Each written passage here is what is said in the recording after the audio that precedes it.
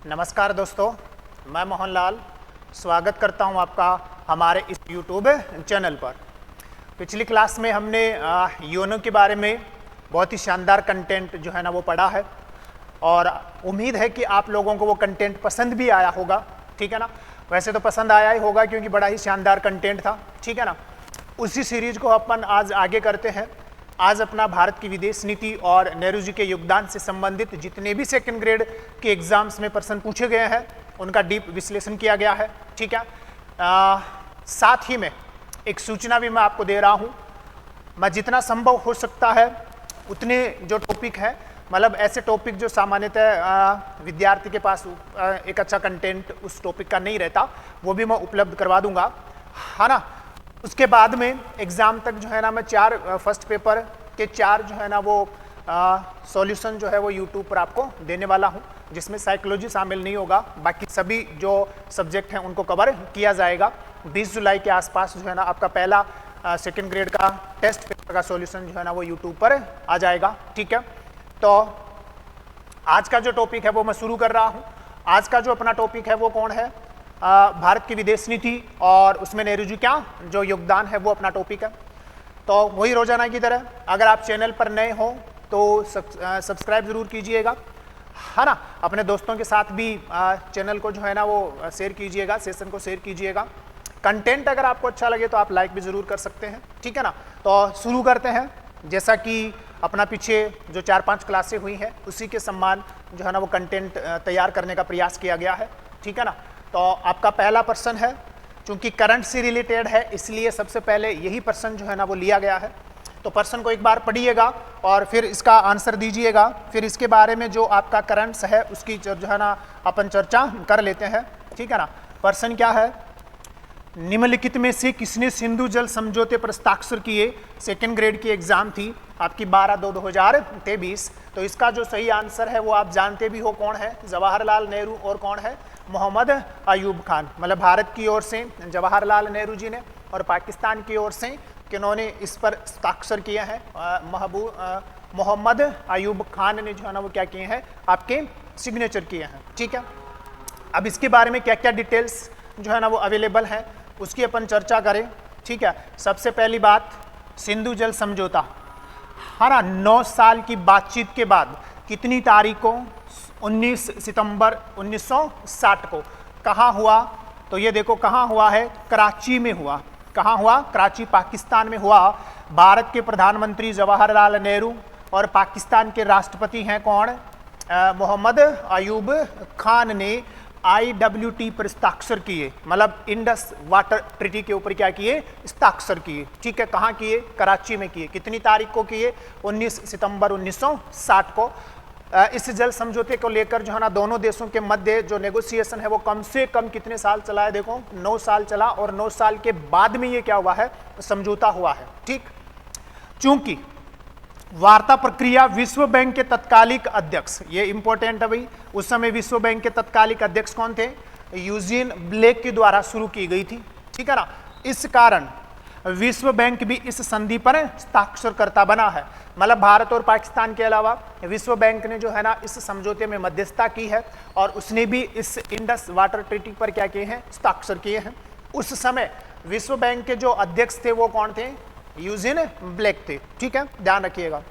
इस संधि में टोटल कितने अनुच्छेद हैं, इस संधि में टोटल जो है ना वो कितने अनुच्छेद हैं, 12 अनुच्छेद हैं। ठीक है, ध्यान रखना, जो सिंधु जल समझौता है या जो आपकी इंडस वाटर जो ट्रीटी है, इसमें टोटल अनुच्छेद की संख्या कितनी है, टोटल अनुच्छेद आपके 12 हैं, जिनमें से कुछ महत्वपूर्ण अनुच्छेद जो है ना वो मैं आपके साथ जो है ना आपके लिए लेकर आया हूं। हो सकता है यहां से प्रश्न बन जाए क्योंकि आजकल प्रश्नों का लेवल इसी प्रकार का है, कोई भी छोटी से छोटी जो चीज है ना वो अपन छोड़ नहीं सकते, है ना, वहीं से वो क्या कर लेता है, प्रश्न जो है ना वो पुटअप कर लेता है। तो पहला अनुच्छेद क्या कहता है इस संधि का, अनुच्छेद फर्स्ट क्या कह रहा है कि सिंधु, झेलम और चेनाब को पश्चिमी नदियों के रूप में परिभाषित किया गया है। मतलब अनुच्छेद फर्स्ट ये कहता है इस संधि का कि सिंधु, झेलम और चेनाब ये कौन सी नदियां हैं, पश्चिम की नदियां हैं, तथा आपकी कौन सी नदी, सतलुज, व्यास और कौन सी, रावी, ये कौन सी नदियां होंगी? ये पूर्वी नदियां होंगी। मतलब अनुच्छेद 1 में पूर्वी नदियां और पश्चिमी नदियां इनको परिभाषित किया गया है। पूर्वी नदियां आपकी कौन सी होंगी? सतलुज, व्यास और रावी होंगी। और पश्चिमी नदियां कौन सी होंगी? पश्चिमी जो नदियां हैं वो आपकी सिंधु, झेलम और चेनाब होगी। ठीक है, ध्यान रखिएगा। अनुच्छेद जो 2 है वो अनुच्छेद 2 क्या कहता है? अनुच्छेद 2 ये कहता है, ठीक है ना, कौन सा? अनुच्छेद 2 कि पूर्वी नदियों का सारा जल भारत के अप्रतिबंधित उपयोग के लिए उपलब्ध है। मतलब इस संधि का अनुच्छेद 2 ये कहता है कि पूर्वी नदियों का सारा जल कौन उपयोग में लेगा? भारत जो है ना वो उपयोग में लेगा। और अनुच्छेद 3 ये कहता है कि पाकिस्तान जो है वो पश्चिमी नदियों का सारा जल जो है ना वो अप्रतिबंधित रूप से क्या लेगा? उपयोग में लेगा। मतलब इस संधि का अनुच्छेद 2 तो ये कहता है कि पूर्वी नदियों का उपयोग, पूर्वी नदियों के जल का उपयोग कौन करेगा? भारत करेगा। और अनुच्छेद 3 ये कहता है कि पश्चिमी नदियों का जो जल है उसका उपयोग कौन करेगा? पाकिस्तान करेगा। ठीक है, इसी अनुच्छेद में जो अनुच्छेद नंबर 3 है, इसी में फिर 4 उद्देश्य जो है ना वो बताए गए हैं। उन 4 उद्देश्यों के आधार पर भारत भी क्या कर सकता है? पश्चिमी नदियों के जल का उपयोग कर सकता है। देखो यहां लिखा हुआ है ना, भारत को पश्चिमी नदियों का उपयोग, भारत को पश्चिमी नदियों के जल का उपयोग, ठीक है ध्यान रखना, जल का उपयोग 4 उद्देश्यों के लिए, कितने उद्देश्यों के लिए? 4 उद्देश्यों के लिए करने की अनुमति है। मतलब भारत जो है वो पश्चिमी नदियों के जल का उपयोग निम्न 4 उद्देश्यों की पूर्ति के लिए कर सकता है। पहला उद्देश्य कौन सा है? घरेलू उपयोग के लिए। दूसरा कौन सा है? गैर उपयोग योग्य उपयोग के लिए। तीसरा कौन सा है? कृषि उपयोग के लिए। और चौथा कौन सा है? जल विद्युत उत्पादन के लिए। ये बड़ा ही महत्वपूर्ण है। प्रश्न बनने की क्या रहेगी? संभावना रहेगी। प्रश्न बन सकता है कि भारत जो है ना वो कौन से उद्देश्यों को पूरा करने के लिए पश्चिमी नदियों के जल का उपयोग कर सकता है। ये जो आपकी ट्रिटी है उसका अनुच्छेद 3 कहता है ना। तो कौन से उद्देश्य हैं? ये 4 उद्देश्य हैं। जल का उपयोग घरेलू उपयोग में करने के लिए, गैर उपयोग्य उपयोग में करने के लिए, कृषि उपयोग में पानी का उपयोग करने के लिए, और जल विद्युत उत्पादन में पश्चिमी नदियों के जल का उपयोग कर सकता है कौन? पाकिस्तान। ठीक है, ध्यान रखिएगा। आगे देखिएगा, और यह भी महत्वपूर्ण है, सिंधु नदी प्रणाली के पानी का लगभग 20%, कितना परसेंट? 20% भारत को उसके अनन्य उपयोग के लिए, है ना, कितना जल? 33 मिलियन एकड़ फीट, मतलब MAF जल जो है ना वो भारत को मिलेगा। इसका मतलब यह है कि जो सिंधु नदी प्रणाली है उसका 20% जल भारत को मिल रहा है इस संधि के अनुसार, है ना। जो फिगर में कितना आएगा? 33 MAF जल। कितना जल आएगा? 33 MAF जल। मतलब इस संधि के तहत 20% का मतलब हो गया 33 MAF जो जल है वो किसको मिलता है? भारत को मिलता है। 80% जो जल है वो किसको मिलता है? पाकिस्तान को। फिगर में कितना आएगा? फिगर में आएगा 135 MAF जो जल है वो किसको मिलता है? पाकिस्तान को मिलता है। कितना? 135 MAF जल। देखो, है ना, सिंधु नदी प्रणाली के पानी का लगभग 20% भारत को उसके अनन्य उपयोग के लिए 33 मिलियन एकड़ फीट पानी, है ना, मतलब MAF जल आवंटित किया गया है। शेष 80% जल, मतलब कितना? 135 MAF जल पाकिस्तान को आवंटित किया गया है। तो ये वाली लाइन भी आपके लिए क्या है? महत्वपूर्ण है। ठीक है, कोई घबराने की जरूरत नहीं है। पूरा का पूरा क्या है? ये ऑथेंटिक कंटेंट है जो आपकी कौन है? Indian council of world affairs जो है ना, उसका लेख है। उस लेख में ये बातें जो है ना वो उल्लेखित है। तो पूरी तरह से क्या है? कंटेंट जो है वो आपका ऑथेंटिक है, कोई घबराने की जरूरत नहीं है। ध्यान रख लीजिएगा, सिंधु नदी प्रणाली का कितना जल? 33 MAF जल भारत को आवंटित है, और पाकिस्तान को कितना है? 135 MAF जल जो है ना वो आवंटित है। ठीक है, ध्यान रखना, ये भी महत्वपूर्ण है। आज तक का इतिहास है, लगभग 65 साल हो गए सिंधु जल समझौता हुए, तो भारत ने कभी भी पाकिस्तान को जो है ना सिंधु जल समझौते में संशोधन के लिए समन नहीं भेजा है। लेकिन पिछले 2 साल में, कौन से वाले में? पिछले 2 साल में भारत 2 से ज्यादा बार पाकिस्तान को क्या भेज चुका है? समन भेज चुका है ना। मतलब हस्ताक्षर करने के बाद यह पहली बार हुआ है कि बीते 2 सालों में 2 से अधिक बार भारत ने सिंधु जल समझौते में संशोधन हेतु स्थायी सिंधु आयोग के माध्यम से पाकिस्तान को समन भेजा है। ये इंपॉर्टेंट है। पहला औपचारिक समन कब भेजा गया था? 25 जनवरी 2023 को। और दूसरा औपचारिक समन कब भेजा गया था? 30 अगस्त 2024 को भेजा गया था। ठीक है, ये भी आप क्या कर लीजिएगा, ध्यान रख लीजिएगा, बड़ा ही महत्वपूर्ण है ना। यहां से आपको एक तो ये समन भेजने की जो डेट है ना वो ध्यान में रखनी है कि समन कब भेजा गया था, है ना। तो समन 25 जनवरी 2023 पहली बार और 30 अगस्त 2024 वाला। दूसरा आपको ये ध्यान रखना है 20% जल का मतलब है 33 मिलियन एकड़ फीट पानी किसको मिलता है? भारत को। और 135 मिलियन एकड़ फीट जो पानी है वो किसको मिलता है? पाकिस्तान को। फिर टोटल इसमें 12 अनुच्छेद हैं। अनुच्छेद 1 में जो है ना पूर्वी नदियां एवं पश्चिमी नदियों को परिभाषित किया गया है। अनुच्छेद 2 जो है ना वो ये कहता है कि पूर्वी नदियों का सारा जल कौन उपयोग में लेगा? भारत। अनुच्छेद 3 ये कहता है कि पश्चिमी नदियों का जो जल है वो कौन उपयोग में लेगा? पाकिस्तान। भारत 4 उद्देश्यों के लिए पश्चिमी नदियों के जल का उपयोग ले सकता है। वो 4 उद्देश्य हमने यहाँ उनकी चर्चा की है। ठीक है ना, तो ये ध्यान रखना है आपको। तात्कालिक उस समय वर्ल्ड बैंक के जो अध्यक्ष थे वो भी आपको ध्यान में रखना है। ठीक है, अगला प्रश्न थोड़ा इजी प्रश्न है, इतना हार्ड प्रश्न तो नहीं है। 1955 में ऐतिहासिक अफ्रो एशियन सम्मेलन कहाँ आयोजित हुआ था? Second grade exam 29/10/2023। तो ये कहाँ आयोजित हुआ है? ये आपके इसके इंडोनेशिया के बांडुंग में हुआ है ना। इसी सम्मेलन में जो गुटनिरपेक्ष आंदोलन है उसकी नींव रखी गई थी, क्योंकि द्वितीय विश्व युद्ध समाप्त होने के बाद में वैश्विक जो अर्थव्यवस्था है वो 2 गुटों में बट गई थी। एक यूएसएसआर साम्यवादी समर्थक सरकार और एक अमेरिका यूएसए जिसमें पूंजीवादी जो सरकार है जो लोकतंत्र की क्या थी? समर्थक थी। तो 2 गुटों में विश्व क्या था? बटा हुआ था, है ना।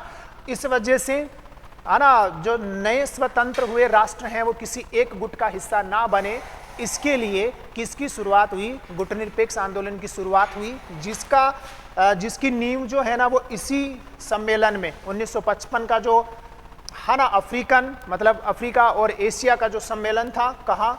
बांडुंग, उसमें उसकी नींव रखी गई थी। ठीक है, ध्यान रखिएगा। जैसे एग्जाम्पल, नाम गुटनिरपेक्ष आंदोलन की मूल अवधारणा 1955 में इंडोनेशिया में आयोजित एशिया अफ्रीका बांडुंग सम्मेलन में हुई चर्चाओं के दौरान उत्पन्न हुई थी। ठीक है, ध्यान रख लीजिएगा। अब ये देखिए जब भाई गुटनिरपेक्ष आंदोलन के बारे में, है ना, निम्नलिखित में से कौन सा कथन सही नहीं है? सेकंड ग्रेड एग्जाम था, स्पेशल एजुकेशन, है ना, 30/7/2019, उसमें पूछा गया था। क्या था? गुटनिरपेक्ष देशों का पहला शिखर सम्मेलन 1961 में बेलग्रेड में आयोजित हुआ। तो ये कथन आपका क्या है? सही है। ठीक है, 25 राष्ट्रों ने गुटनिरपेक्ष देशों के पहले सम्मेलन में भाग लिया, ये भी सही है। 25 राष्ट्रों ने ही क्या लिया था? पहले गुटनिरपेक्ष सम्मेलन में हिस्सा लिया था। एक गुटनिरपेक्ष देश सैनिक गठबंधनों का भी सदस्य हो सकता है, यही तो गलत है, क्योंकि उस समय विश्व जो था ना वो 2 ध्रुवों में बटा हुआ था, है ना। और वो सैनिक जो आपके 2 थे, मतलब जो सैनिक गठबंधन थे, जैसे यूएसएसआर का जो आपका वार्सा था, और जो आपके अमेरिका के नेतृत्व में जो आपका नाटो था, ठीक है ना, तो उनसे रिलेटेड था ये सारा का सारा। ठीक है, ध्यान रखिएगा। फिर कौन है? गुटनिरपेक्ष आंदोलन नस्ल भेद उपनिवेशवाद में विश्वास नहीं करता, नहीं विश्वास करता है ना, सॉरी विश्वास नहीं करता है। ठीक है, तो इसमें कौन सा आंसर है? इसमें 3 नंबर का जो है ना वो आपका आंसर है।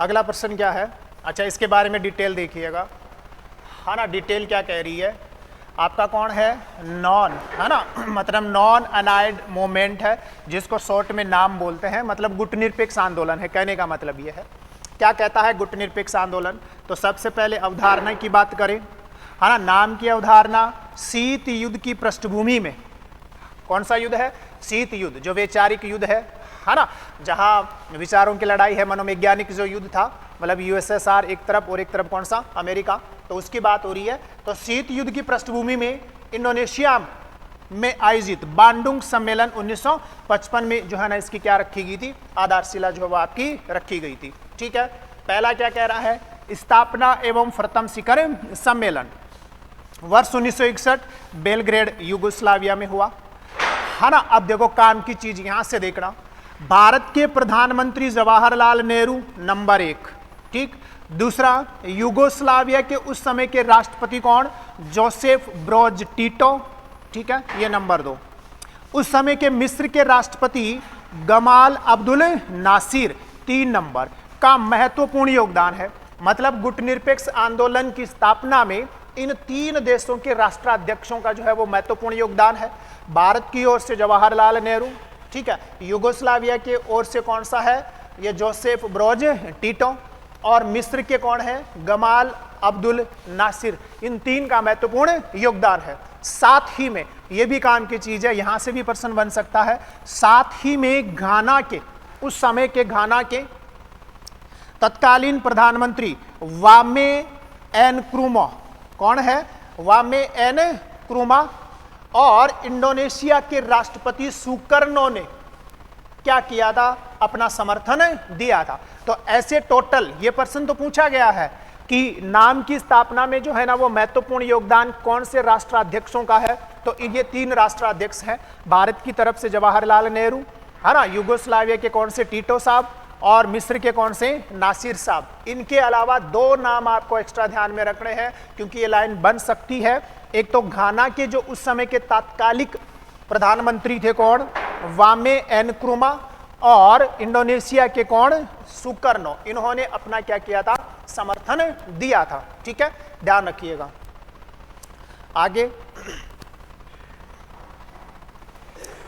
आगे वही है, अगर सेशन अच्छा लगा तो सब्सक्राइब भी कीजिएगा, और कंटेंट अगर अच्छा लग रहा है तो लाइक भी कीजिएगा, और ज़्यादा से ज़्यादा शेयर भी कीजिएगा, ठीक है ना।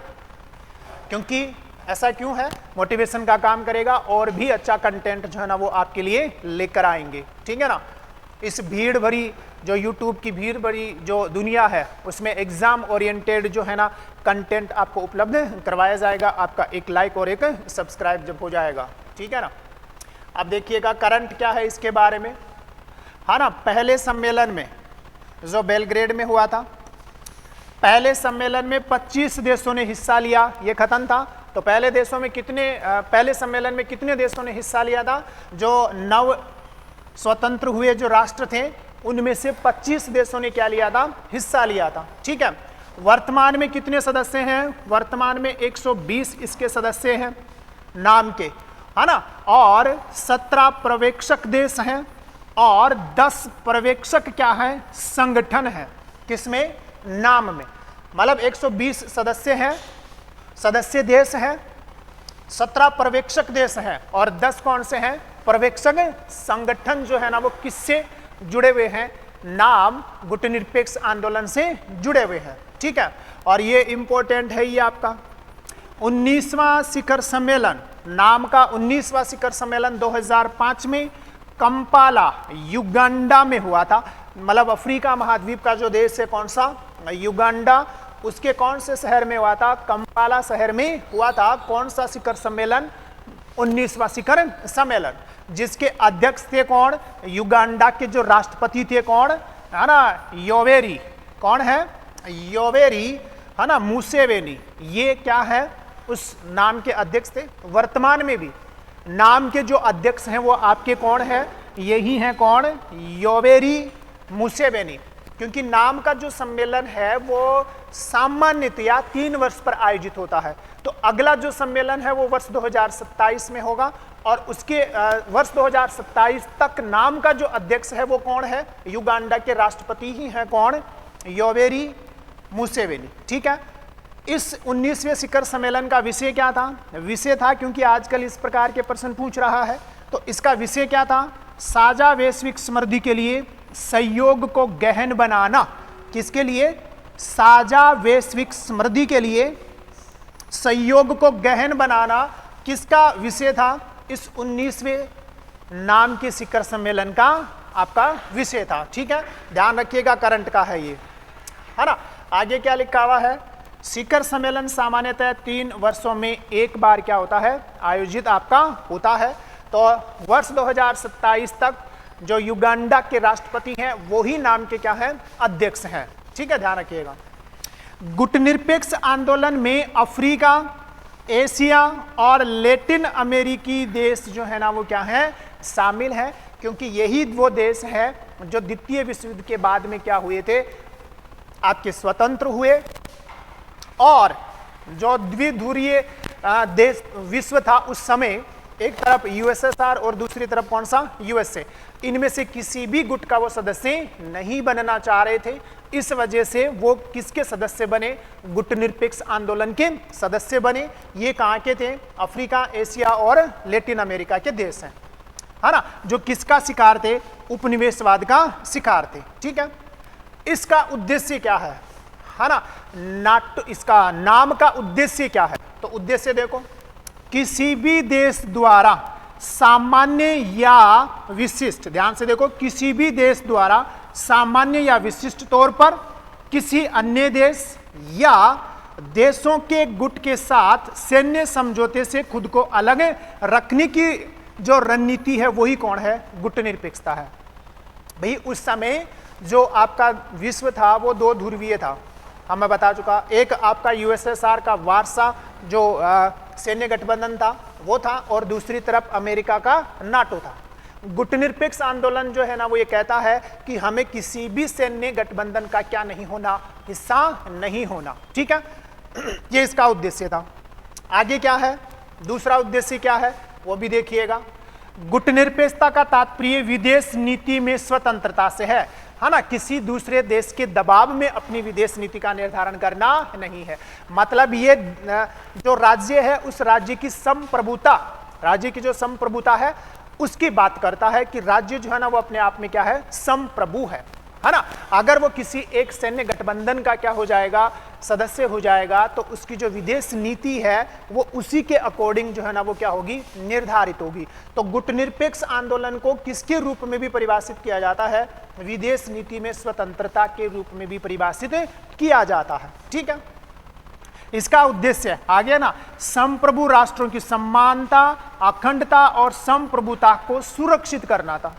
मतलब सभी राष्ट्र जो है ना वो अपने आप में क्या है? स्वतंत्र है, संप्रभु है ना, अपने बारे में निर्णय लेने के लिए क्या है? स्वतंत्र है। उसी की रक्षा कौन करता है? गुटनिरपेक्ष आंदोलन, है ना। कोई की जो संप्रभुता है, एकता है, अखंडता है, उसमें विश्वास करता है कौन? गुटनिरपेक्ष आंदोलन।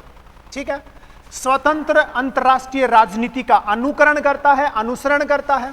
सैन्य गठबंधनों से पर्याप्त दूरी है, किसी भी सैन्य गठबंधन में जो है ना ये देश हिस्सा नहीं बनेंगे। ठीक, अगला, साम्राज्यवाद और उपनिवेशवाद का विरोध करते हैं, रंग भेद की नीति के विरोध भी करते हैं, के विरुद्ध निरंतर संघर्ष ये करते हैं, मानवाधिकारों की रक्षा की ये क्या करते हैं? बात करते हैं। ये ट्रेडिशनल है सारे के सारे, ये ट्रेडिशनल है सारे के सारे, है ना। विदेश नीति की स्वतंत्रता, राष्ट्रों की जो समानता है, एकता है, अखंडता है, संप्रभुता है, उसकी रक्षा करना, स्वतंत्र अंतरराष्ट्रीय राजनीति को अपनाना। ठीक है, सैन्य गठबंधनों से दूरी रखना, साम्राज्यवाद और उपनिवेशवाद का विरोध करना, है ना। रंगभेद नीति के विरुद्ध संघर्ष, मतलब रंगभेद नीति का विरोध करना, मानवाधिकारों की रक्षा करना, ये इसके ट्रेडिशनल उद्देश्य है।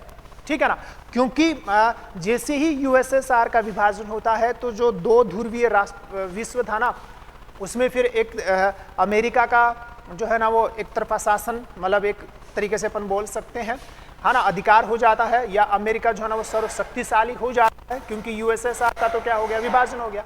फिर 21वीं सदी में जो है ना पूरा विश्व जो है वो अब बहुध्रुवीय हो गया है, क्या हो गया है, बहुध्रुवीय हो गया है।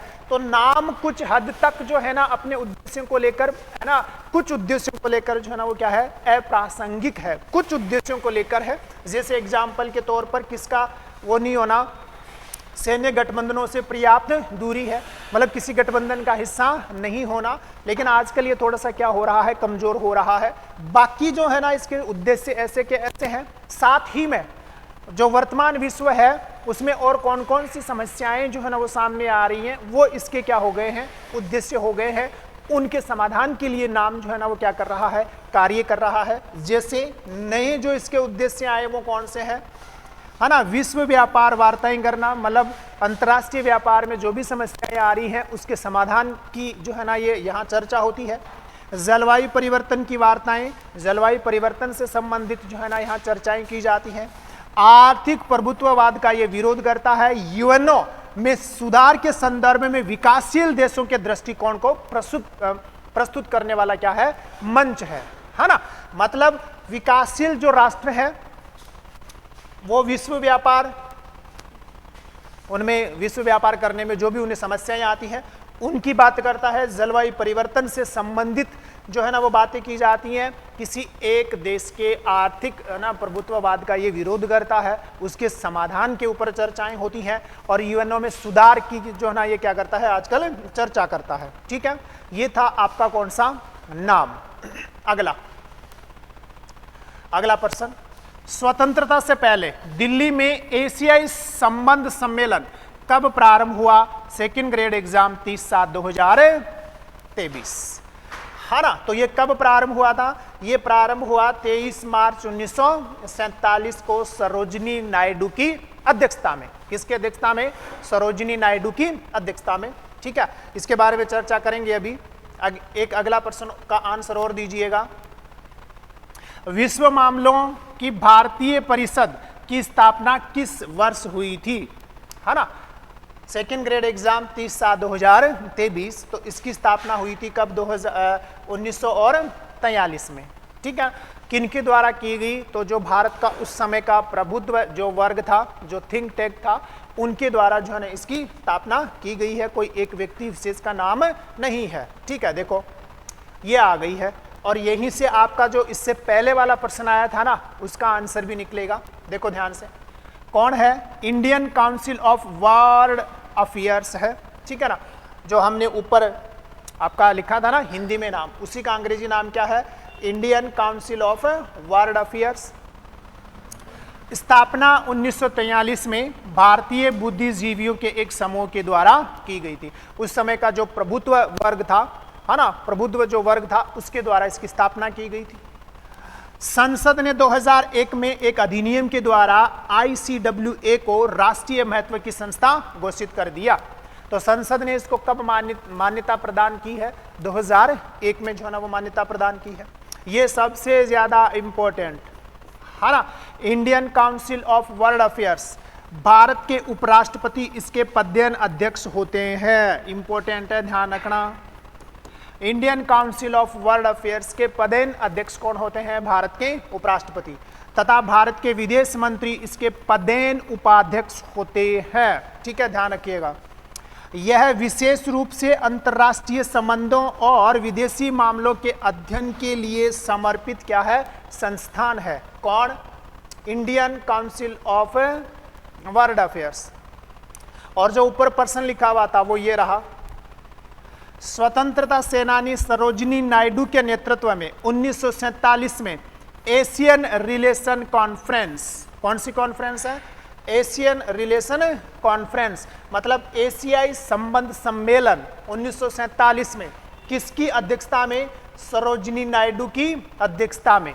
ठीक है, और 1994 में, अब ये पूछेगा क्योंकि ये वाला तो पूछ लिया है, ये वाला तो सेकंड ग्रेड की एग्जाम में पूछ लिया है कि एशियन रिलेशन कॉन्फ्रेंस कब प्रारंभ हुई? तो 23 मार्च 1947 को प्रारंभ हुई थी। किसकी अध्यक्षता में हुई थी? ये सरोजिनी नायडू की अध्यक्षता में हुई थी। अब अगला ये पूछेगा 1994 में, है ना, United Nations and the new world order, कौन सा सम्मेलन हुआ था 1994 में? United Nations and the new world order जैसे ऐतिहासिक अंतरराष्ट्रीय सम्मेलन इस थिंक टैंक के द्वारा आयोजित करवाए जा चुके हैं। मतलब ये जो काउंसिल है, इंडियन काउंसिल फॉर आपकी वर्ल्ड अफेयर्स की जो संस्था है, उस संस्था के द्वारा 1994 में United nation and the new world order का क्या करवाया जा चुका है, सम्मेलन का आयोजन करवाया जा चुका है। और मैं पहले बता चुका, ये 1947 वाला प्रश्न ऊपर पूछ लिया गया है, देख लो यहां ये वाला। स्वतंत्रता से पहले दिल्ली में एशियाई संबंध सम्मेलन, मतलब वही एशियन रिलेशन कॉन्फ्रेंस कब प्रारंभ हुई, तो 23 मार्च 1947 किसकी अध्यक्षता में हुई, सरोजिनी नायडू की अध्यक्षता में। आयोजन करवाने वाली संस्था का नाम क्या है, ये विश्व मामलों की भारतीय परिषद। मतलब किसने आयोजन करवाया था, Indian council of world affairs ने इसका आयोजन करवाया था। और ये प्रश्न पूछ लिया गया है, यहां वाली ये लाइन। अब प्रश्न अगर बनेगा तो ये बनेगा 1994 में United Nations and the new world order Bharat में कब आयोजित हुआ, 1994 में आयोजित हुआ। किसने इसका आयोजन करवाया है, Indian council of world affairs. ठीक है, ध्यान रखिएगा। अगला प्रश्न पढ़ो और उसका आंसर देने का प्रयास करो। देखिए, शीत युद्धोत्तर विश्व में किसने सभ्यताओं का टकराव विचार दिया, सेकंड ग्रेड एग्जाम 30/7/2023। मतलब जो शीत युद्ध का समय था, है ना, द्वितीय विश्व युद्ध के बाद से लेकर जब तक यूएसएसआर का विभाजन नहीं हुआ, उस विश्व में किसने सभ्यताओं के टकराव का, है ना, क्लैश ऑफ सिविलाइजेशन का विचार दिया था। तो ये विचार किसने दिया था, सैमुअल पी हंटिंगटन के द्वारा, जो अमेरिकी समाजशास्त्री हैं, इनके द्वारा ये विचार दिया गया था। ठीक है, देख लो, यहां से डिटेल लिखी हुई है थोड़ी सी। क्लैश ऑफ सिविलाइजेशन मतलब सभ्यताओं का टकराव, अमेरिकी विद्वान सैमुअल पी हंटिंगटन का है। इनके अनुसार अपने मूल अंतर्द्वंद्वों के कारण, है ना, जो इनके बीच आपसी मतभेद है, विभिन्न जो सभ्यताएं हैं, अलग अलग धर्मों को मानने वाली जो सभ्यताएं हैं, उनके मध्य के जो अंतर्द्वंद हैं, ये आने वाले समय में टकराव का कारण बनेंगी। और मुख्य टकराव किन के बीच में होगा, तो देखो इनके अनुसार, है ना, अपने मूल अंतर्द्वंद्वों के कारण भविष्य में इस्लामी और पश्चिमी सभ्यताओं के बीच मुख्य संघर्ष होना निश्चित है। और इसी का नाम क्या है, क्लैश ऑफ सिविलाइजेशन है। किनके अनुसार, है ना, सैमुअल पी हंटिंगटन के अनुसार। याद रखिएगा, इंपॉर्टेंट है ये। ठीक, फिर थोड़ी सी चर्चा इसके बारे में भी कर लेते हैं कि वास्तव में शीत युद्ध क्या है ना, क्योंकि इसके बारे में भी प्रश्न पूछ लेता है कि शीत युद्ध का मतलब क्या है। ये आमने सामने की लड़ाई तो है नहीं, ये तो वैचारिक लड़ाई है, ये तो मनोवैज्ञानिक लड़ाई है, ये तो कूटनीतिक चालों की लड़ाई है ना, ये तो प्रौद्योगिकी की क्या है, लड़ाई है, ये तो सैन्य उन्नति की क्या है, लड़ाई है ना। इसमें तो क्या होता है, राजनीतिक चालबाजियां होती हैं, आमने सामने की लड़ाई नहीं होती है। कौन, शीत युद्ध। ठीक है ना। जैसे सोवियत अमेरिकी संबंधों में शीत युद्ध शब्द का प्रयोग, है ना, तात्कालिक द्वितीय विश्व युद्ध के बाद विकसित गहन द्वेष और तनाव को संबोधित करने के लिए किया गया। मतलब जैसे द्वितीय विश्व युद्ध खत्म हुआ तो मैंने बताया ना कि दो ध्रुव हो गए, एक अमेरिका और एक कौन, यूएसएसआर। उनके बीच का वो जो संघर्ष है, उसी का नाम तो क्या है, आपका शीत युद्ध है। लेकिन ये आमने सामने की लड़ाई नहीं है। ठीक है, ये ध्यान रखना। प्रत्यक्ष रूप से आमने सामने, है ना, देखो, प्रत्यक्ष रूप से आमने सामने के बिना किसी युद्ध के शीत युद्ध एक वैचारिक, एक कैसा है, वैचारिक संघर्ष है, राजनीतिक अविश्वास है, कूटनीतिक चाल है, सैन्य प्रतियोगिताएं हैं, गुप्तचर है ना, गुप्तचर गतिविधियां हैं, मनोवैज्ञानिक संघर्ष ही कौन है, शीत युद्ध है। मतलब आमने सामने की लड़ाई नहीं है, ये मनोवैज्ञानिक विचार है, मनोवैज्ञानिक एक प्रक्रिया है। कौन? शीत युद्ध, है ना। इसमें राजनीतिक चाल चलता है एक देश दूसरे देश के खिलाफ, मतलब यूएसएसआर, यूएसए के जो था ना उसमें वो सैन्य गतिविधियों, सैन्य जो क्षेत्र है ना उसमें तरक्की करता है, दिखाता है कि मेरे पास इतना जो है ना वो क्या हो चुका है, सैन्य शक्ति हो चुकी है ना। कूटनीतिक चालें होती हैं, गुप्तचर सूचनाएं जो है ना वो एक दूसरे की प्राप्त की जाती हैं। यही कौन है? शीत युद्ध है, मतलब आमने सामने की लड़ाई नहीं है, ठीक है। अगला, और एक काम का और, शीत युद्ध के समय विश्व धूधुरी था, मतलब दो ध्रुवीय था, एक पूंजीवादी अमेरिका और उसके समर्थक, और दूसरा कौन सा? साम्यवादी यूएसएसआर और उसके समर्थक। तो ये तो मैं आपको पहले बता ही चुका, ठीक है ना। काम का ये है जो यहाँ लिखा हुआ है, ये यहाँ से प्रश्न बन सकता है।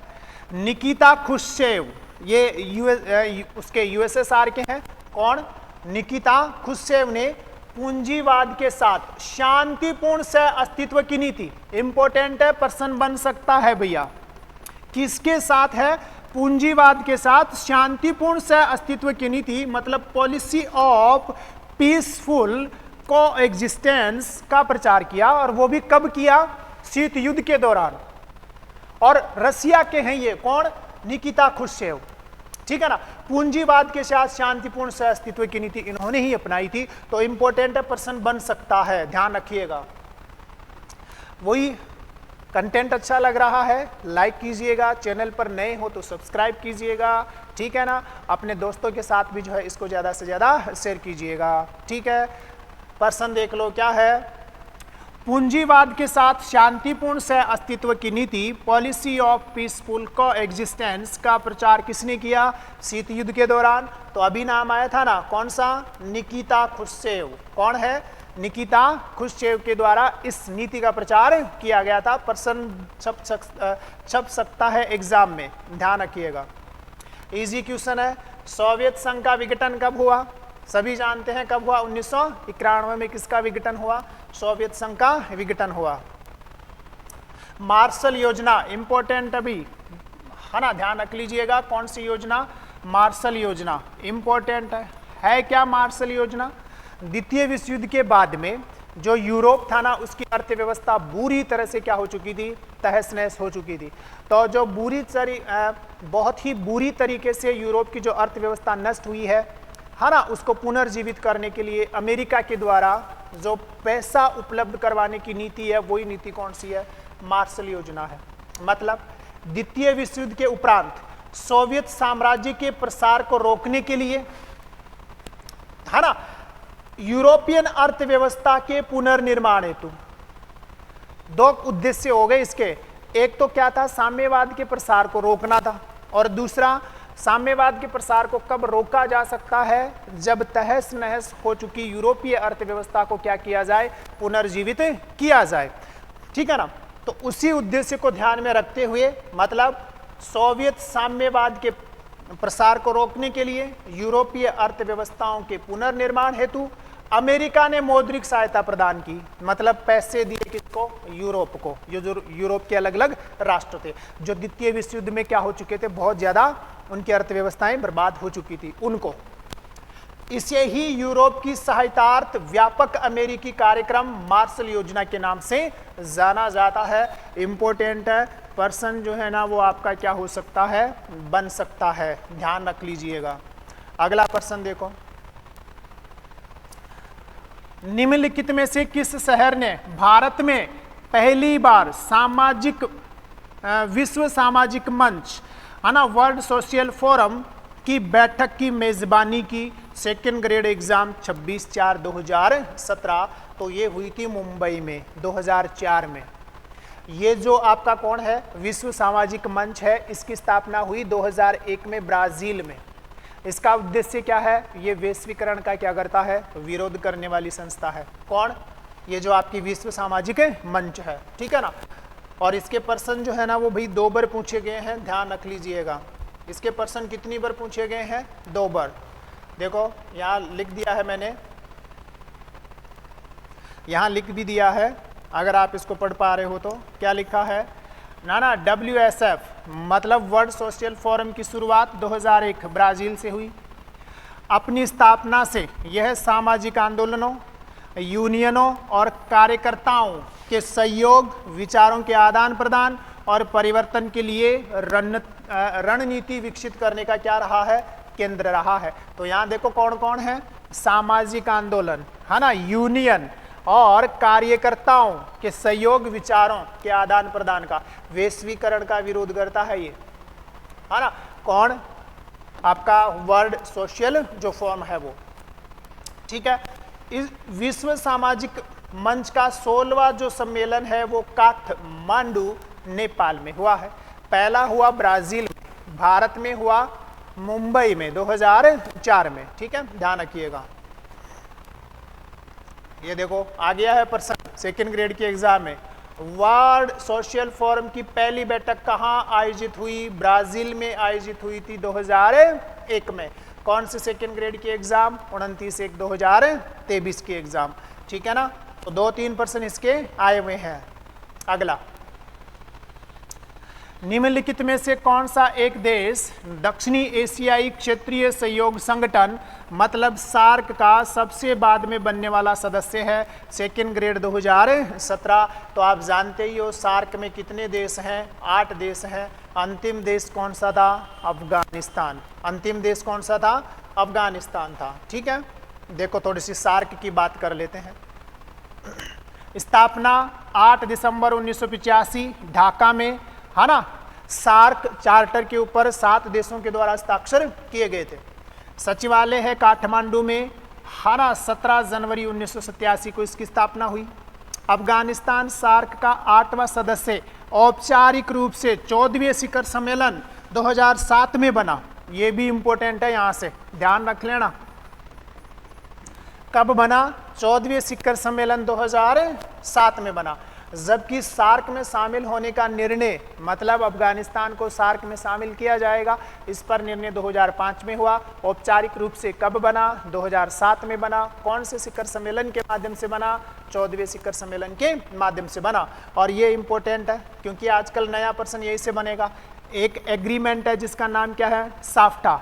साफ्टा कौन है, एग्रीमेंट ऑन सार्क, है ना, प्रीफरेंशियल, है ना, कौन सा है, प्रीफरेंशियल ट्रेडिंग अरेंजमेंट, मतलब हिंदी में इसको बोलेंगे सार्क अधिमान्य व्यापार समझौता। कब से लागू है, 1995 से लागू है ना। और फिर कौन सा है, ध्यान रखना, सार्क मुक्त व्यापार क्षेत्र, जिसको क्या बोलेंगे, सार्क फ्री ट्रेड एरिया। ये कब से लागू है, सार्क फ्री ट्रेड एरिया 2005 से लागू है, जिसको हिंदी में क्या बोलेंगे, सार्क मुक्त व्यापार क्षेत्र। और सार्क अधिमान्य व्यापार समझौता 1995 से लागू है। तो दोनों में अंतर देख लीजिएगा, कहीं यहीं से प्रश्न आपका बन जाए, ठीक है। ये मैं आपको बता ही चुका। ये सीधा सा प्रश्न है, भारत संघ के साथ जम्मू कश्मीर राज्य का विलय पत्र हस्ताक्षरित किया गया था, मतलब कब हस्ताक्षर हुए थे, 26/4/2017 के एग्जाम में पूछा गया है। तो कब हुए थे, 26 अक्टूबर 1947 को हुए थे, ठीक है, ध्यान रखिएगा। यह है सबसे महत्वपूर्ण प्रश्न। हालांकि मैं इसको वैश्वीकरण वाले टॉपिक में वापस से लेकर आऊंगा। अभी आपको ये ध्यान रखना है, इधर तो दे रखे हैं सूची 1 में तो लेखक, और सूची 2 में दे रखे हैं पुस्तकों के नाम। लेखक हैं कौन, जगदीश भगवती, जोसेफ स्टिल, है ना, स्टिग्लिट्स, जोसेफ स्टिग्लिट्स, इसका नाम आपने सुना होगा क्योंकि इन्होंने वैश्वीकरण को जो है ना वो अमेरिकरण, जो ग्लोबलाइजेशन जो शब्द है उसको अमेरिकरण के रूप में परिभाषित करने वाले कौन है, जोसेफ स्टिग्लिट्स ही हैं। तो स्टिग्लिट्स है ना, उल्रिक है, और कौन सा है, माल्टन फ्रीडमैन है ना, कौन से हैं, फ्रीडमैन। बॉर्डरलेस वर्ल्ड इनका शब्द है, किनका, मिल्टन फ्रीडमैन का, जिसकी चर्चा अपन वैश्वीकरण में करेंगे। तो जगदीश जो आपके कौन है, भगवती हैं। इनकी पुस्तक जो है वो आपकी कौन सी है ना, तो इनकी पुस्तक देखिए कौन सा है, जगदीश भगवती। इनकी पुस्तक है इन डिफेंस ऑफ ग्लोबलाइजेशन, मतलब 1 में 2। जोसेफ स्टिग्लिट्स है मेकिंग ग्लोबलाइजेशन वर्क, है ना। उल्रिक, सॉरी ये गड़बड़ है, ये थोड़ा सा गड़बड़ है, एक बार आप इसको जो है ना वो देखिएगा, शायद इसमें थोड़ा सा गड़बड़ है, तो एक बार आप इसको चेक कीजिएगा, है ना। तब तक मैं थोड़ा सा इसको कंफर्म कर लेता हूँ, एक बार देखिएगा। देखिए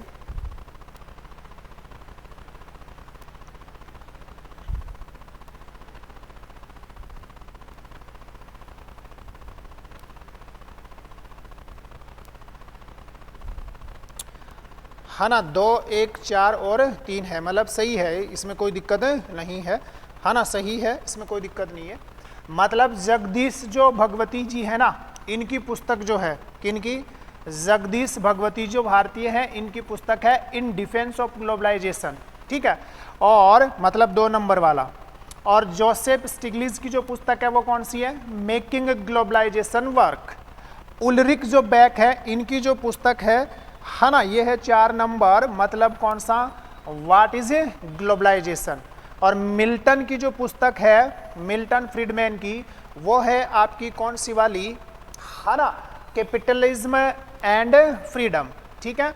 तो ये आप ध्यान रख लीजिएगा, ये वापस से भी आएगा वैश्वीकरण में, और ये इम्पोर्टेंट है। इम्पोर्टेंट इसलिए है क्योंकि वो क्या कर सकता है, वो केवल इस पुस्तक का नाम दे सकता है, कौन सी वाली का, इन डिफेंस ऑफ ग्लोबलाइजेशन, और डायरेक्ट बोलेगा कि ये किन की पुस्तक है, जगदीश भगवती जी की पुस्तक है, ठीक। या ऐसे नाम दे सकता है मेकिंग ग्लोबलाइजेशन वर्क, ये किन की है, जोसेफ स्टिग्लिट्ज़ की जो है ना वो पुस्तक है। या ऐसे नाम आ सकता है कौन सा वाला, व्हाट इज ग्लोबलाइजेशन बुक किसकी है, उर्विक बेक की है, ठीक है ना। इस प्रकार का प्रश्न यहाँ से बन सकता है, सबसे महत्वपूर्ण प्रश्न था ये हम पहले चर्चा कर चुके हैं ना, पीछे वाली क्लास में भी आया था। ये कगारवाद का सिद्धांत किसने दिया है, तो जॉन फास्टर डलहेस ने दिया है, 2nd ग्रेड में पूछा गया है, इसलिए मैंने वापस लिख दिया। शांति के लिए एकता प्रस्ताव, ये पिछले वाली क्लास में भी आया था। तो शांति के लिए एकता जो प्रस्ताव है उसको एचेसन प्लान के नाम से भी जाना जाता है, जो कोरिया संकट से क्या है, रिलेटेड है ना, यूएन महासभा से रिलेटेड है। अगर यूएन सिक्योरिटी काउंसिल अगर कार्य नहीं करती है तो फिर वो कर सकता है कौन, यूएन महासभा। इस प्रश्न को जरा ध्यान से पढ़िएगा और इसका आंसर देने का प्रयास कीजिएगा। हालांकि ये इस प्रकार के प्रश्न हैं जो छोड़े जाने लायक है, फिर भी आप देखना निम्नांकित में से कौन सा सही युग्म नहीं है ये पूछा है, 2nd ग्रेड 2018। भारतीय विदेश मंत्री अटल बिहारी वाजपेयी की चीनी यात्रा 1979, सही है। भारतीय प्रधानमंत्री राजीव गांधी की चीनी यात्रा 1988, सही है ना। फिर चीन के राष्ट्रपति जियांग जेमिन की भारत यात्रा 1996, ये भी सही है। चीन के प्रधानमंत्री ली पेंग की भारत यात्रा, ये गलत है ना। मतलब 3 नंबर का ऑप्शन जो है ना इसमें क्या है, आपका सही है, ठीक है, ध्यान रखिएगा। अगला अब देखो, ये प्रश्न देखो क्या है, एशियाई एकजुटता की अभिवृद्धि के लिए स्वतंत्रता के बाद प्रथम एशियाई संबंध सम्मेलन जवाहरलाल नेहरू जी ने कब आयोजित करवाया, 2nd ग्रेड 29/1/2023। तो जवाहरलाल नेहरू जी ने इसको 1949 में करवाया था। और जो हमने पहले देखा, जो एशियाई है ना रिलेशन जो कॉन्फ्रेंस थी वो शुरू हुई 23 मार्च 1947 को, किसकी अध्यक्षता में, सरोजिनी नायडू की अध्यक्षता में, ठीक है ना। और यहाँ प्रश्न क्या है, आज़ादी के बाद पहले एशियाई संबंध जो सम्मेलन है वो जवाहरलाल नेहरू जी के द्वारा कहाँ आयोजित करवाया, मतलब कब आयोजित हुआ, 1949 में। तो दोनों थोड़ा सा क्या है, अलग है, ठीक है, ध्यान रखिएगा, ध्यान रखिएगा। अगला प्रश्न, और इम्पोर्टेंट ये भी मान के चलना, सबसे ज्यादा प्रश्न इसी के हैं। किस ऐतिहासिक दिन भारत और चीन के बीच पंचशील समझौते पर हस्ताक्षर हुए थे, 2nd ग्रेड एग्जाम 30/7/2023। कोई जो है ना ये आपका प्रश्न पूछा गया था। तो कब हुए थे भाई, 29 अप्रैल को हुए थे ना, 29 अप्रैल 1954 को हुए थे, ठीक है। और चीन में हुए थे, बीजिंग में हुए थे, देख लो एक बार।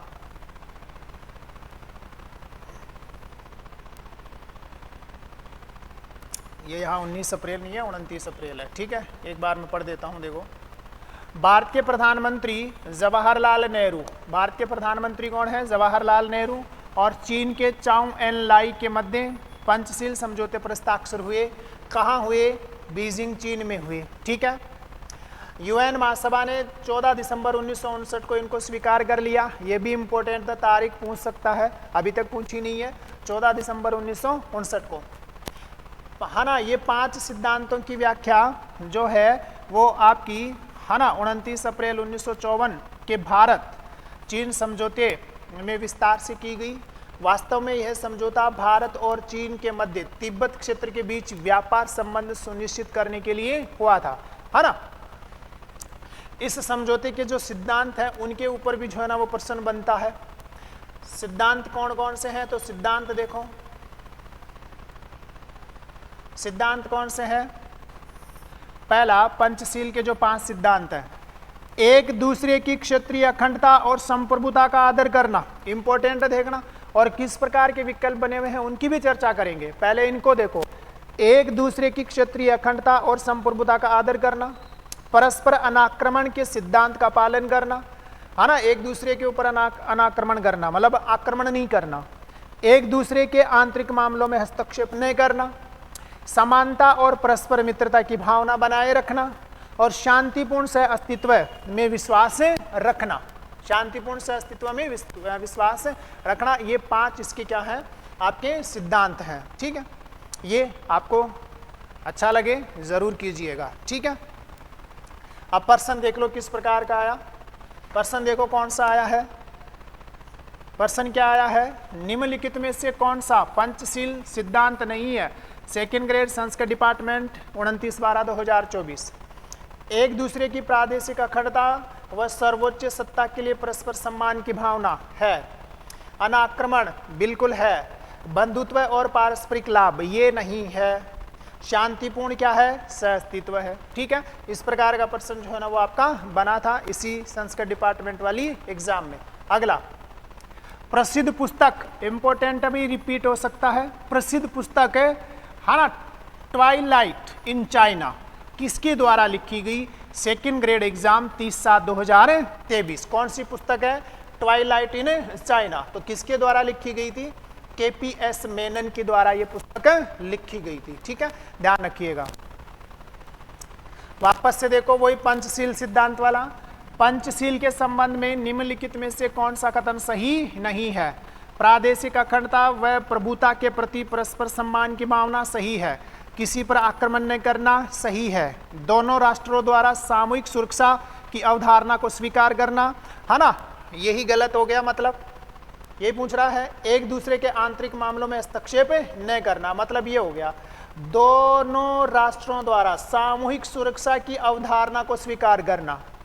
2 राष्ट्र ही नहीं है ना, पूरे विश्व के लिए क्या है, सामूहिक सुरक्षा की अवधारणा को स्वीकार करना है। देखो कितना अच्छा ऑप्शन बनाया है, दोनों राष्ट्रों द्वारा सामूहिक सुरक्षा की अवधारणा को स्वीकार करना। जबकि था क्या, तो देखो था क्या, वो देखो काम की चीज, मतलब बड़ा खतरनाक प्रश्न था, खतरनाक ऑप्शन थे, है ना। ये रहा समानता, परस्पर मित्रता की भावना को बनाए रखना, एक दूसरे की क्षेत्रीय अखंडता संप्रभुता का आदर करना, परस्पर अनाक्रमण के सिद्धांत का, है ना, शांतिपूर्ण से अस्तित्व की, मतलब दोनों राष्ट्रों की बात नहीं हो रही है, सभी की, एक दूसरे के आंतरिक मामलों में हस्तक्षेप नहीं करना, यही है ना। परस्पर अनाक्रमण के सिद्धांत का पालन करना है। और यहां विकल्प क्या थे, प्रादेशिक अखंडता संप्रभुता के प्रति परस्पर सम्मान सही है, आक्रमण नहीं करना सही है, दोनों राष्ट्रों द्वारा सामूहिक सुरक्षा की अवधारणा को मतलब स्वीकार करना ये नहीं है। ठीक है ना, फिर एक दूसरे के आंतरिक मामलों में हस्तक्षेप नहीं करना। ठीक है, अब कुछ वैसे दिए हैं मैंने प्रश्न। भारतीय विदेश नीति के सिद्धांतों का उल्लेख संविधान के भाग 4 अनुच्छेद 51 में है। अब वो कैसे है, तो यहां से प्रश्न बनता है, इंपॉर्टेंट है भाई, ध्यान रखना। अनुच्छेद 51 के क्या कहता है, भारत अंतर्राष्ट्रीय शांति और सुरक्षा को बनाए रखेगा। 51 के में है अंतर्राष्ट्रीय शांति और सुरक्षा। 51 के क्या कहता है, देशों के साथ न्यायपूर्ण और सम्मानजनक संबंध स्थापित करेगा। गै क्या कहता है, अंतर्राष्ट्रीय संधि एवं समझौतों का आदर करेगा। गै क्या कहता है, अंतर्राष्ट्रीय विवादों का निपटारा मध्यस्थता से करेगा। यह है 51, जिसमें भारतीय विदेश नीति के सिद्धांतों का क्या है, उल्लेख है। ठीक है, भाग 4 51 में फिर 4 सब क्लोज है। 51 के क्या कह रहा है, अंतर्राष्ट्रीय शांति और सुरक्षा। 51 ख क्या कह रहा है? देशों के साथ न्यायपूर्ण और सम्मानजनक संबंध। ग क्या कहता है? अंतर्राष्ट्रीय संधि और समझौते का आदर। और घ क्या कहता है? अंतर्राष्ट्रीय विवादों का मध्यस्थता से निपटारा करना। ठीक है, ध्यान रखिएगा। यह प्रश्न भी आ गया है। संविधान का कौन सा अनुच्छेद अंतर्राष्ट्रीय शांति व सुरक्षा की अभिवृद्धि करता है? तो 51, अनुच्छेद 51, पहला विकल्प इंपॉर्टेंट आ गया है। समझौता 123 समझौता 123 और हाइड एक्ट किससे संबंधित है? तो मनमोहन सिंह जी के द्वारा और जो यूएसए के राष्ट्रपति थे आपके कौन, जॉर्ज डब्ल्यू बुश, उनके मध्य हुआ था कौन सा? 123 समझौता। ये कैसा समझौता है? ये नागरिक परमाणु समझौता है, असैन्य परमाणु समझौता है। मतलब भारत अमेरिका असैन्य परमाणु समझौता है ये। बाकी ये सारे ही विकल्प आपके क्या हैं? गलत हैं, ध्यान रखिएगा। देखो, प्रधानमंत्री डॉक्टर मनमोहन सिंह और राष्ट्रपति जॉर्ज बुश के समय 2008 में नागरिक परमाणु ऊर्जा समझौते पर भारत द्वारा क्या किए गए? भारत अमेरिका के द्वारा क्या किए गए? हस्ताक्षर। इसी समझौते का नाम क्या है? Hide act. और इसी समझौते का नाम क्या है? 123। ठीक है, ध्यान रखिएगा। प्रश्न देखो, निम्नलिखित में से भारत के किस प्रधानमंत्री ने पाकिस्तान के साथ, है ना, बस राजनय मतलब बस डिप्लोमेसी प्रारंभ की थी? तो भाई दिल्ली से लाहौर के लिए बस लेकर कौन गए थे? अटल जी लेके गए थे, है ना। बस डिप्लोमेसी जो है ना किन्होंने शुरू की थी? अटल जी ने शुरू की थी। ठीक है, तो लाइक और शेयर सब्सक्राइब जरूर कीजिएगा। देखो, अटल बिहारी वाजपेयी जी ने, है ना, किन्होंने? अटल बिहारी वाजपेयी जी ने 19 फरवरी 1999 को दिल्ली से लाहौर के लिए बस सेवा शुरू की, जिसे सदा ए सरहद के नाम से भी जाना जाता है। ठीक है, ध्यान रख लीजिएगा, ये डेट पूछ सकता है 19 फरवरी वाला। भारतीय विदेश नीति के आधारभूत तत्व कौन कौन से हैं? यहां से भी प्रश्न बनता है कि कौन सा भारतीय विदेश नीति का आधारभूत तत्व नहीं है। ठीक है, तो इजी है, कोई इतना हार्ड नहीं है। गुटनिरपेक्षता मतलब असंलग्नता। गुटनिरपेक्षता को क्या बोलते हैं भैया? गुटनिरपेक्षता को बोलते हैं क्या? असंलग्नता, मतलब किसी के साथ जो है ना नहीं जुड़ना। पंचशील सिद्धांत एवं शांतिपूर्ण सहअस्तित्व भारतीय विदेश नीति का आधार। निर्जातीय आधार पर भेदभाव का विरोध, मतलब जो रंग भेद है, जो नस्ल भेद है, उसका विरोध करना। अंतर्राष्ट्रीय विवादों का शांतिपूर्ण निपटारा करना। ठीक, संयुक्त राष्ट्र संघ का समर्थन करना, अंतर्राष्ट्रीय संधि समझौते का आदर करना, उपनिवेशवाद शोषण तंत्र का विरोध करना, निशस्त्रीकरण का समर्थन करना और परमाणु ऊर्जा का शांतिपूर्ण उपयोग करने का समर्थन करना। गुजराल सिद्धांत मतलब जो पड़ोसी देश है ना, उन पड़ोसी देशों के साथ बड़े भाई जैसा व्यवहार करना। और उपग्रह कूटनीति मतलब भारत का जो इसरो है उसके द्वारा जो सैटेलाइट लॉन्च किए जाते हैं, फ्री में भी बहुत सारे देशों के लॉन्च किए जाते हैं, जो भारत के पड़ोसी देश हैं, उनको नेविगेशन सुविधाएं भी उपलब्ध करवाई जाती हैं भारत के इसरो के द्वारा, पाकिस्तान को छोड़कर। तो वो कौन है?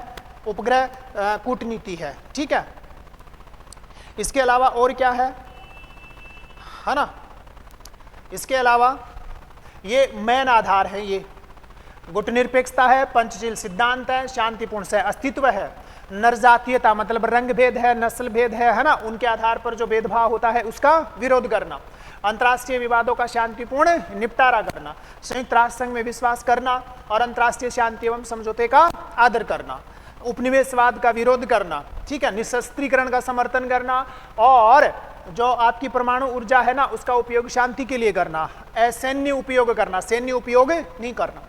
गुजराल सिद्धांत मतलब जो पड़ोसी देश है ना भारत के, उनके साथ बड़े भाई जैसा व्यवहार करना, बोलो क्या चाहिए आप लोगों को, है ना, तो वो करना, मतलब उनके साथ जो है ना वो एक तरफा संबंध सुधार की वकालत करना। और उपग्रह कूटनीति। अगला, भारतीय विदेश नीति के निर्धारक तत्व एवं महत्वपूर्ण संस्थाएं, मतलब ऐसे वो कौन से कारक है जो भारतीय विदेश नीति को प्रभावित करते हैं? तो किसी भी देश की विदेश नीति है ना, वो निर्धारण में भू राजनीतिक और भू आर्थिक दोनों ही कारक महत्वपूर्ण होते हैं। जैसे एग्जाम्पल के तौर पर भारत की भौगोलिक अवस्थिति कौन सी है, वो करेगा, हिमालय पर्वत, जनसंख्या, आर्थिक विकास, प्राकृतिक संसाधनों की उपलब्धता एवं उसका दोहन, विशाल बाजार, हिंद महासागर में भारत की जो स्थिति है वो विशाल आकार, भारत का बहुत बड़ा आकार, प्राकृतिक सीमाएं, कृत्रिम सीमाएं, मतलब कौन से देशों के साथ अपनी सीमाएं लगती हैं, वैज्ञानिक एवं तकनीकी विकास का जो स्तर है, ये सभी वो कारक हैं, ध्यान रख लेना, जो भारत की विदेश नीति को क्या करते हैं, प्रभावित करते हैं। इजी है, कोई इतना हार्ड नहीं है। संस्थाएं कौन कौन सी हैं? तो संस्थाएं देखो, संसद, विदेश मंत्रालय, प्रधानमंत्री कार्यालय, मीडिया, थिंक टैंक, है ना, राष्ट्रीय सुरक्षा सलाहकार और राष्ट्रीय सुरक्षा परिषद, ये भारत की विदेश नीति को निर्धारित करने वाली प्रमुख संस्थान है। ये भी इजी है। अब भारतीय विदेश नीति में क्या परिवर्तन आया है, 21वीं सदी में भारतीय विदेश नीति में क्या परिवर्तन आया है ना, कौन कौन से नए आयाम जो है ना वो भारतीय विदेश नीति में आए हैं। पहला, प्रथम पड़ोस की नीति। जैसे प्रधानमंत्री मोदी जब पहली बार बने थे तो सार्क के जितने भी देश है ना उनको क्या किया गया था, अपने शपथ समारोह में उन्होंने शपथ जो समारोह हुआ था उसमें आयोजित किया था। तो पड़ोस प्रथम की नीति। भारतीय डायस्पोरा, भारतीय डायस्पोरा का मतलब है विश्व के अलग अलग भागों में जो ना भारत के प्रवासी लोग रहते हैं उनको जोड़ना। प्रधानमंत्री उनके साथ जो है ना प्रत्यक्ष रूप से क्या करते हैं, संवाद करते हैं, जिससे भारतीय संस्कृति का प्रचार प्रसार किया जा रहा है ना। प्रवासी भारतीय समुदायों से पीएम द्वारा सीधा संवाद, भारतीय सांस्कृतिक विरासत का प्रसार, ठीक है ना। पाकिस्तान नीति एवं आतंकवाद के मुद्दे पर स्पष्ट संदेश, पाकिस्तान को सीधा बोल दिया गया है, आतंकवाद खत्म करो, आतंकवाद और व्यापार और बातचीत एक साथ नहीं हो सकती। जलवायु परिवर्तन, अंतर्राष्ट्रीय सौर संगठन के माध्यम से विभिन्न राष्ट्रों को एक साथ लाना, यह बहुत ही पर्यावरणीय उपलब्धि है, किसके लिए, भारत के लिए, है ना। तो पर्यावरणीय जो समस्या है, पर्यावरणीय जो मुद्दा है वो भारत की विदेश नीति में आ रहा है ना। विदेश नीति के केंद्र में आम नागरिक का होना, पहले कोई आम नागरिक जो है ना वो किसका हिस्सा नहीं था, भारत की विदेश नीति का हिस्सा नहीं था, यहाँ आम नागरिकों को भी जोड़ दिया गया है ना। ये महत्वपूर्ण बदलाव है किसमें, भारतीय विदेश नीति में। इसके अलावा है ना प्रधानमंत्री स्तरीय शिखर वार्ता का दौरा, प्रधानमंत्री जो है ना वो अलग अलग देशों में एक राष्ट्राध्यक्ष के रूप में भी मिलते हैं और व्यक्तिगत रूप में भी जो है ना उनके साथ मधुर संबंध स्थापित करने का प्रयास करते हैं। अमेरिका को प्राथमिकता देना, इसी वजह से तो जो है ना, क्योंकि भारत का झुकाव किधर हो रहा है, अमेरिका की तरफ हो रहा है, तो वो जो गुटनिरपेक्ष था ना भारत वाला, वो थोड़ा सा क्या हुआ है, अलग भी हुआ है।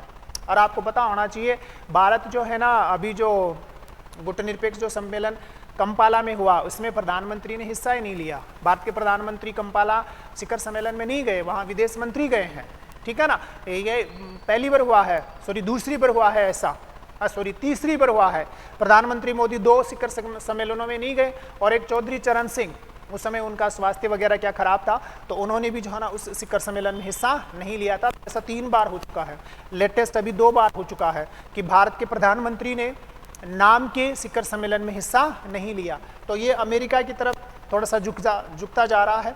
निर्यात नियंत्रण समूहों में प्रवेश, जैसे मिसाइल प्रौद्योगिकी नियंत्रण समूह में भारत का शामिल होना MTCR में, और वासेनार समूह में शामिल होना, ये कुछ परिवर्तन हैं जो भारत की विदेश नीति में आए हैं। अगला, वासेनार व्यवस्था किससे संबंधित है, तो ध्यान रख लेना, इंपॉर्टेंट प्रश्न है, किससे संबंधित है, दोहरे उपयोग वाली तकनीक के नियंत्रण से। कौन सी इससे संबंधित है, दोहरे उपयोग वाली तकनीक के नियंत्रण से संबंधित है। कौन सी व्यवस्था, वासेनार व्यवस्था। भारत इनमें से किस समूह का सदस्य नहीं है, यह बताना है आपको। ऑस्ट्रेलिया समूह का है, मिसाइल तकनीक नियंत्रण समूह अभी आया था इसका भी है, वासेनार समूह का भी है। मतलब किसका सदस्य नहीं है, परमाणु आपूर्तिकर्ता समूह का सदस्य नहीं है। कौन, भारत, है ना, ध्यान रखना। अब मोदी जी के द्वारा देखो क्या क्या अपनाया गया। मोदी जी के द्वारा प्रथम पड़ोस की नीति 2014, सागर विजन 2015, मौसम प्रोजेक्ट 2014, एक्ट ईस्ट पॉलिसी, जो लुक ईस्ट पॉलिसी थी ना 2014 में, उसको मोदी जी ने किस में कन्वर्ट कर दिया, एक्ट ईस्ट पॉलिसी में। मतलब पूर्व की ओर वो देखो जो नीति थी ना उसको चेंज कर दिया एक्ट ईस्ट पॉलिसी में, आसियान के साथ संबंध सुधारने के लिए, है ना। नरम कूटनीति, सॉफ्ट डिप्लोमेसी, ये सब के सब किसके हैं, मोदी जी के हैं। डॉक्टर मनमोहन सिंह जी के समय के कौन कौन से हैं, connect central Asia policy 2012, look west policy 2005, look east policy Narasimha Rao ji 1992, और 1, 2, 3 समझौता। तीन चीजें हैं, look east policy Narasimha Rao ji 1992, act east policy Modi ji 2014, look west policy doctor Manmohan Singh 2005। ठीक है, फिर अगला, असली गुटनिरपेक्षता मोरारजी देसाई के समय विदेश मंत्री अटल बिहारी वाजपेयी जी के द्वारा किसकी शुरुआत हुई है? असली गुटनिरपेक्षता की शुरुआत हुई है। Look east policy 1992 Narasimha Rao ji. Gujral सिद्धांत 1996 में HD देवगौड़ा के समय विदेश मंत्री रहे इंद्र कुमार गुजराल के द्वारा कौन सा सिद्धांत दिया गया था? गुजराल डॉक्ट्रिन जो है ना वो दिया गया था। ठीक है, अगला प्रश्न का आंसर दो। भारत आसियान के बीच मुक्त व्यापार समझौता जो है ना वो कौन से वर्ष हुआ? तो इस प्रश्न का आप आंसर दीजिएगा। देखिए कब हुआ है भारत और आसियान के बीच मुक्त व्यापार जो समझौता है ना वो कब हुआ, इसके बारे में थोड़ा सा आप बताने का प्रयास कीजिएगा। देखिए भारत और आसियान के बीच कब हुआ था ये? तो ये हुआ था आपका कब? 2010 में। कब हुआ था? 2010 में। ठीक है, ये हो गया भी आपकी आज का जो सेशन है वो इतना ही है ना। उम्मीद है आपको जो है ना सेशन पसंद आया होगा, है ना। मैंने मेरा पूरा प्रयास किया है कि अच्छा सा अच्छा कंटेंट जो है ना वो मैं आपको उपलब्ध करवा सकूं। दूसरा, मैंने शुरू में बताया था जितना संभव हो सकता है मैं उतने टॉपिक करवाने का प्रयास करूंगा जितना टाइम अपने पास है। साथ ही में मैं ये भी कह रहा हूँ कि सेकंड ग्रेड की एग्ज़ाम होने तक मैं 4 सेकंड ग्रेड के टेस्ट पेपर सॉल्यूशन भी यूट्यूब पर करवाऊंगा। बहुत ही शानदार होंगे वो टेस्ट सॉल्यूशन, जिसमें साइकोलॉजी शामिल नहीं होगा, है ना। बाकी जो 80 क्वेश्चन है उनको कवर किया जाएगा और वो मैं शुरुआत करूंगा 20 जुलाई के आसपास। ठीक है, तो चैनल पर अगर नए हों तो सब्सक्राइब ज़रूर कीजिएगा और कंटेंट अच्छा लगे तो लाइक ज़रूर कीजिएगा। मिलते हैं नेक्स्ट सेशन में और भी शानदार कंटेंट के साथ। ठीक है, बस आपसे एक ही रिक्वेस्ट है, ये वाली लाइन ज़रूर ध्यान रखिएगा, है ना। तभी और भी बेहतरीन कंटेंट जो है ना वो आपके सामने उपलब्ध करवा पाएंगे। एक मोटिवेशन के लिए सब्सक्राइब ज़रूर कीजिएगा। बहुत बहुत धन्यवाद आपका।